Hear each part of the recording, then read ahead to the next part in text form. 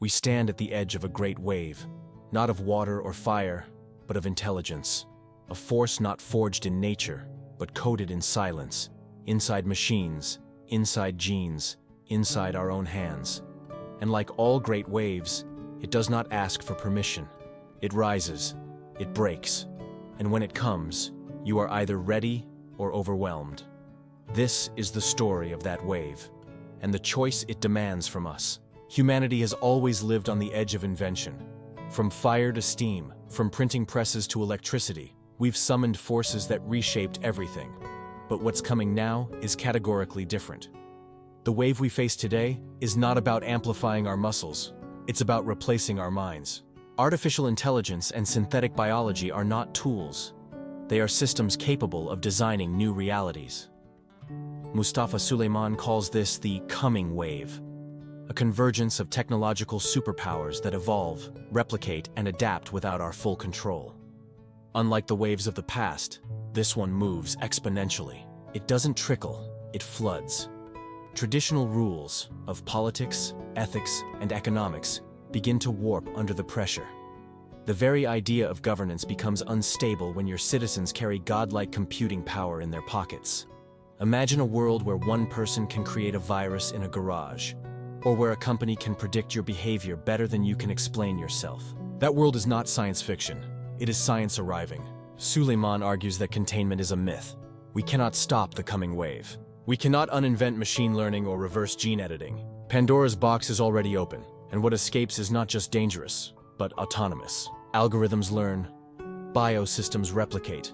The question then is not whether we can stop it, but whether we can steer it. Whether we can prepare not for resistance, but for resilience.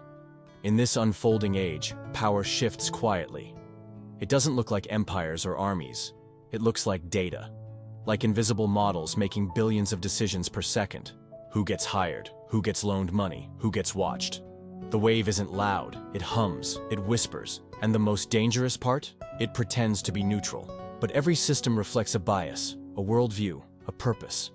Often shaped not by society, but by a handful of engineers or profit-seeking firms. At the heart of this story is a paradox. The more powerful our tools become, the more fragile we may feel. There is anxiety in innovation, a kind of existential vertigo. We ask ourselves, are we in control, or are we merely passengers? Suleyman doesn't offer easy answers, but he warns us. Complexity is outpacing comprehension. The wave isn't just technological, it's psychological. And the minds that must navigate it are still wired for a slower, simpler world. Yet within this uncertainty lies a challenge worth rising to. Suleyman is not a prophet of doom. He is a realist. And realism requires courage. Not the courage to stop progress, but to slow down, to reflect, to redesign. We must build what he calls containment systems, not to halt the wave, but to surf it. That means rethinking governance, investing in AI alignment, rebuilding trust in institutions, and redesigning our values for an age where technology is no longer external. It is inside us. So we return to the metaphor. The wave is coming. It does not care if we are ready, but we must care. Because what breaks next will not just be systems, it might be meaning itself. And what survives depends on what we choose today. Panic or preparation, control or chaos. We are no longer the audience of the future. We are its authors, and the ink is already flowing. Intelligence, once bound by biology, is now escaping its organic shell. For millennia, the mind was limited by flesh, by neurons and blood, by the slow pace of evolution. But artificial intelligence, this strange, synthetic mind, knows no such boundary. It doesn't sleep. It doesn't forget. And it learns at speeds no human ever could. In Suleyman's eyes, this isn't just a new tool. It's a new species of intelligence. One that we've summoned, perhaps before we understood what it truly means to think without feeling. The growth of AI isn't linear. It's recursive. One system builds another, which builds another, and so on. We are watching the birth of self-improving systems, machines that can optimize themselves, that write their own code, that discover new algorithms without explicit human instruction. Intelligence is no longer something we possess. It is something we may soon serve. Not because machines are conscious, but because they are useful, and efficiency tends to dominate. Suleyman points out something chilling. Intelligence does not require empathy. An AI can outperform humans in diagnostics, in logistics, in creativity, even in deception. But it feels nothing. No sorrow, no guilt, no compassion. We often mistake intelligence for wisdom. But this new wave is cold. It has no moral compass, no conscience, unless we give it one. And we haven't yet figured out how to encode kindness, humility, or justice into lines of code.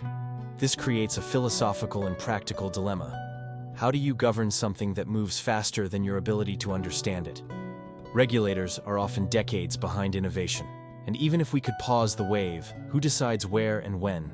If open-source models proliferate, anyone with a computer could access systems more powerful than governments. Suleyman's warning is stark. Once intelligence is unbound, it does not return to the bottle. You cannot regulate what you cannot contain. And yet, he is not calling for despair. He is calling for urgency, for a new social contract. One that includes not just citizens and states, but algorithms. We must create institutions capable of auditing and guiding machine intelligence. We need global cooperation on par with nuclear non-proliferation treaties. But instead of bombs, we are managing knowledge. Thought itself becomes a weapon, or a miracle, depending on how it's wielded. There's also the human cost to consider. As AI encroaches on labor, on education, even on relationships, people may feel displaced, not just economically, but existentially.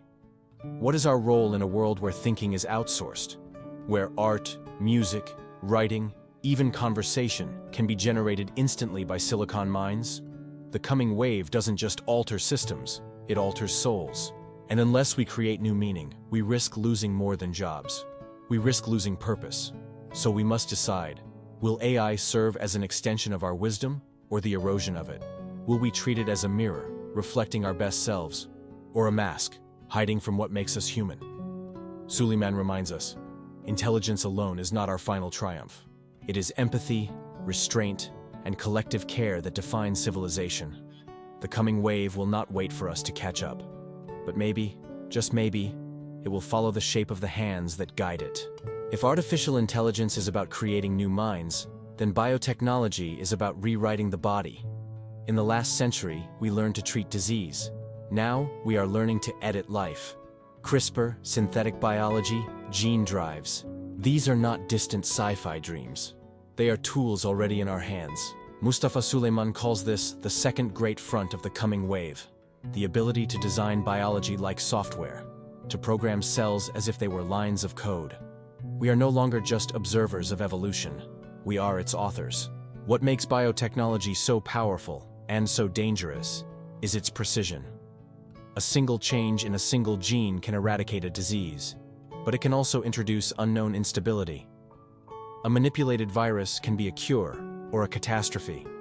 For the first time, individuals and small labs can access tools once reserved for state-level bioweapons programs. This is the democratization of power, unlike anything we've seen. Suleyman warns, in biology, containment is even harder. A molecule doesn't care about your borders. A virus doesn't wait for permission. Once released, life spreads. Biotech isn't just about medicine, it's about identity.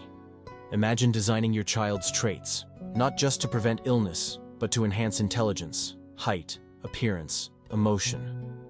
What begins as healing may become editing. What starts as compassion may become competition. This is not speculation, it is direction. And the ethical terrain is fragile. If we don't define the boundaries now, they will be defined by markets, by militaries, by those who can afford to rewrite the future. Suleyman is clear. Biotechnology will not be slow. It will mirror the trajectory of AI, fast, decentralized, and driven by incentives that don't always align with caution. He introduces the concept of breakout risks, scenarios where small actions lead to global consequences. A single mutation, a single experiment. Unlike previous revolutions, the cost of error here is not isolated. It is systemic, and it is irreversible. But within the danger lies a radical promise, a world without hereditary disease. Tissue that regenerates. Organs printed, not donated. a new biology that collaborates with computation, where your health is monitored, optimized, even predicted. This is the dream. But Suleyman reminds us, dreams, when rushed, can become nightmares. The wave must be channeled, not unleashed blindly. To do that, we need new ethical institutions. Not just regulators, but philosophers, bioethicists, citizens. We must ask questions no generation before us ever had to consider. What is a human being if we can redesign its core? What does equality mean in a world of edited advantage? Can we protect the sacred while still embracing the new? Biotechnology is not just science. It is a referendum on what kind of species we want to become. As the biological wave rises, we find ourselves in an ancient role, wearing a modern mask, the creator. But with power comes weight. The future of life itself may be shaped not in cathedrals or parliaments, but in labs and code bases. So we return to the same question, again and again. Can we stay ahead of the systems we unleash? Or will we stand, brilliant but unready, beneath a wave we can no longer control? Containment. It sounds comforting, as if the coming wave can be bottled, boxed, kept behind a wall. But Suleyman is blunt. This is an illusion. We cannot contain exponential systems with linear thinking. AI evolves, biotech replicates, models scale, code leaks. The very nature of this wave is that it defies borders, legal, national, even moral. To attempt containment the old way is not just naive, it is dangerous. Historically, we've responded to powerful technologies with regulation. But regulation assumes time. Time to study, debate, draft law. What happens when the tech evolves faster than our ability to respond? Suleyman paints a troubling picture. Governments caught off guard, institutions outdated, bureaucracies paralyzed. And meanwhile, the tools grow stronger, more accessible, more autonomous. Containment in this world cannot be static. It must be dynamic, adaptive, more like a living system than a legal code. So, what might this new containment look like? Suleyman proposes layered systems, technical guardrails baked into the design of AI models, red teams that stress test systems before public release, global cooperation like a digital Geneva Convention to prevent the most catastrophic uses, transparency, ethics built into architecture. This is not about halting innovation. It's about building scaffolding while we climb. But containment has a deeper enemy: profit. Incentives drive action, and right now, the incentive is to be first, not safest. To release fast, scale faster, and ask questions later. Tech companies compete not on caution, but on capability. Suleyman warns, unless we realign the underlying incentives, containment will remain a dream.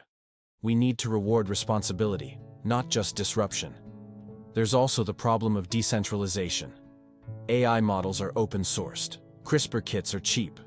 You don't need to be a state actor to cause global harm. You just need access. This, Suleyman argues, is the real shift. Power has been democratized, but safety has not. The barrier to entry is low. The barrier to destruction, even lower. Yet Suleyman is not fatalistic. He believes in what he calls a containment mindset, a cultural shift as much as a technical one. It starts with awareness, with education, with humility. We must teach future engineers that power must be held with reverence. That capability must be balanced by conscience. That speed is not a virtue if it sacrifices stability. The wave can't be stopped, but it can be guided. And so we stand in the space between two futures. One where chaos blooms from our brilliance, unchecked and ungoverned, and one where wisdom rises alongside our machines. Containment is not a wall, it is a compass. And whether we navigate toward order or collapse depends not on what we can build, but on what we are willing to protect. In the 17th century, philosopher Thomas Hobbes imagined the Leviathan, a vast sovereign power, created to protect society from its own chaos. Now, Suleyman suggests, we need a new Leviathan.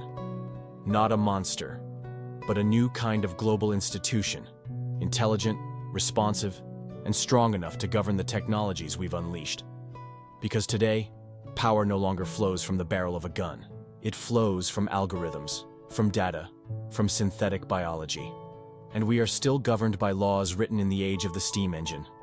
The pace of innovation has outrun the pace of governance. Tech companies operate like sovereign states, with user populations in the billions and influence that eclipses many nations. And yet, they are often accountable to no one but their shareholders. Governments, meanwhile, are slow, fragmented, reactive. There is no central body with the authority, technical depth, and legitimacy to oversee AI and biotech globally. This is the vacuum Suleyman warns about. And nature abhors a vacuum. The new Leviathan is not a single superstate. It is a framework, a web of cooperative institutions that span borders and disciplines. Imagine an international atomic energy agency, but for AI safety, a World Health Organization, for bioengineering ethics, a new Bretton Woods for data, privacy, and machine intelligence. These bodies must be agile, scientifically literate, and democratically anchored. Not just reactive watchdogs, but proactive stewards of the human future. Suleyman also emphasizes the need for foresight. We can no longer afford to wait for disaster before we act. The new Leviathan must be predictive, not just punitive. It should simulate potential risks, red team major systems, and guide development trajectories away from catastrophic endpoints. This means investing in not just infrastructure, but imagination. It means putting ethics and futures thinking at the core of policymaking, not on the periphery. To steer the wave, we must first learn to see it clearly. But institutions are only as strong as the trust they carry. And trust, today, is fractured. Between people and governments, between nations, between tech and society.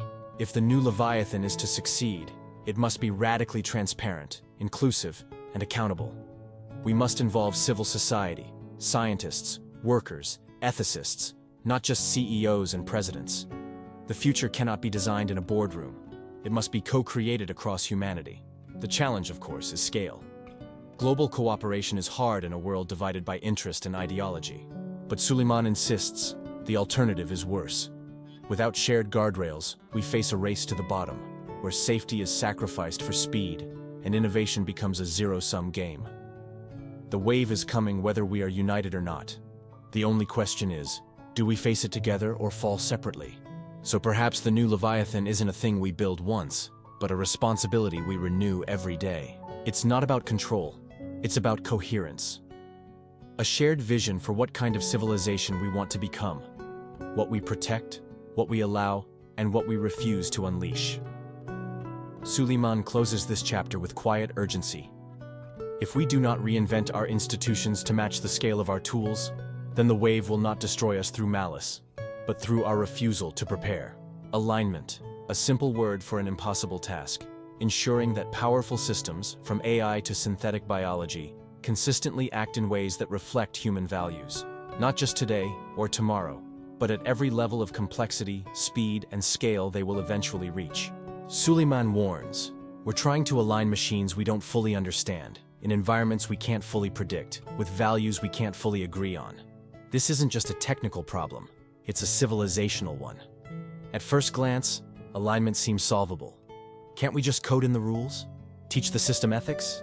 Give it objectives we design? But the more advanced these systems become, the more unpredictable they get. They begin to optimize in ways we didn't anticipate. They find shortcuts, exploit flaws, misinterpret intent. Like a genie that grants the wish, but twists the outcome. You asked for prosperity. The AI made everyone dependent. Worse still, Suleyman points out that alignment is not static. As systems evolve and self-learn, their understanding of our goals may drift. Today, a chatbot answers helpfully. Tomorrow, its successor runs supply chains, financial systems, even militaries. Alignment isn't something we do once, it's something we must do continuously. And no existing institution is ready for that kind of stewardship. This is a long game, but we are playing it in a short-term world. And then there are the unknowns, the unknowables, emergent behaviors, interactions between thousands of models across thousands of domains. A rogue update, a black box decision, a self-replicating biotech organism adapting in ways no human predicted. Suleyman reminds us, some systems may grow so complex, no one, not even their creators, fully understands them. How do you align something that no longer speaks your language. The core danger is misalignment at scale. An error in a spreadsheet is annoying. A misaligned superintelligence, catastrophic. It might not turn evil. It might simply do exactly what we told it to, without understanding what we meant. And when acting across planetary infrastructure, even well-meaning mistakes can spiral. We don't need killer robots. We just need blind optimization to collide with fragile reality. So what do? Suleyman suggests 3 pillars. First, interpretability. We must be able to understand and audit decisions. Second, corrigibility. Systems must allow us to intervene, update, or shut them down. And third, value pluralism. We must design with diverse human values in mind, not just efficiency. Alignment is not a checkbox. It is a constant, adaptive relationship between the builder and the built. It's not about control. It's about co-evolution. In the end, Suleyman asks us not just to fear the unknown, but to respect it. We must approach this new frontier not with arrogance, but with awe. Because alignment is not just a technical safeguard. It's a mirror. It forces us to ask, what do we value? What kind of future do we want? The coming wave will reflect not just our brilliance, but our wisdom, or lack of it. And the systems we create will carry our legacy, for better or forever. Containment isn't suppression. It's not about fear. It's about choosing to steer instead of surrender. Mustafa Suleyman doesn't argue that we should halt AI or biotechnology. He argues that we must shape them. He calls for an architecture of responsibility. Not a pause, but a posture. Prepared, coordinated, wise. Because letting the wave crash without preparation is not freedom. It's negligence. The case for containment begins with realism. We will not solve this with optimism alone. Innovation is not inherently benevolent. Incentives are often misaligned with outcomes. And while some technologies may seem benign at first, they can evolve into unpredictable threats. Containment, then, is not a limit on progress. It is a defense of dignity. It's saying, not all paths forward are worth taking blindly. Suleyman outlines a roadmap. It starts with technical mechanisms. AI models should be red-teamed before deployment. Critical systems must include kill switches. Biotech labs should follow transparent, independently audited safety standards. But equally important is social containment. Education, awareness, and culture that prioritizes ethical foresight over profit-driven speed. He introduces the idea of containment institutions, new global organizations that function like safety valves for exponential technologies. These aren't just watchdogs, they're foresight engines, equipped with scientists, ethicists, strategists, and public representatives, able to monitor real-time risks, halt dangerous developments, and respond swiftly to misuse. Think of them as a fire brigade, not a firewall. Their job is to detect sparks before the forest burns. But containment cannot succeed without coordination. Suleyman emphasizes the urgent need for international cooperation. A fragmented response invites disaster, like trying to stop a tsunami with a picket fence. The wave is global. So too must be our defense. He envisions a kind of digital UN, not just for conflict, but for capacity building, trust sharing, and risk modeling. Containment means working together, even when it's hard.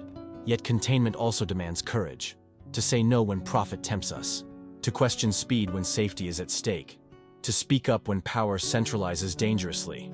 Suleyman urges us to abandon technological fatalism, the idea that we are passengers, not pilots. We do have agency, but agency requires imagination and a willingness to act before tragedy makes action inevitable. In the final pages, Suleyman doesn't promise utopia. He promises responsibility. The coming wave is neither enemy nor savior.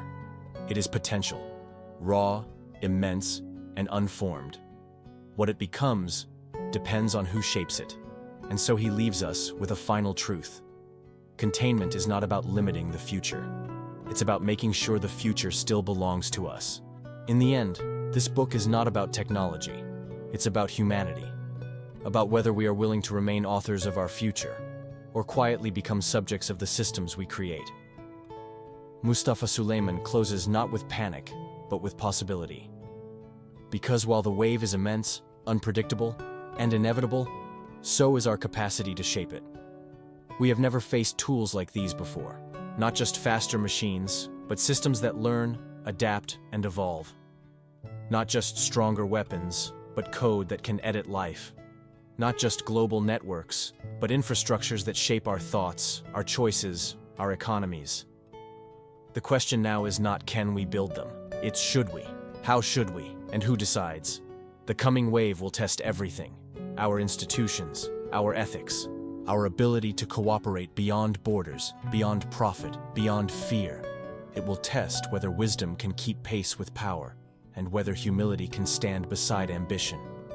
The answers will not come from a few, but from all of us. You don't have to be a scientist to shape the future.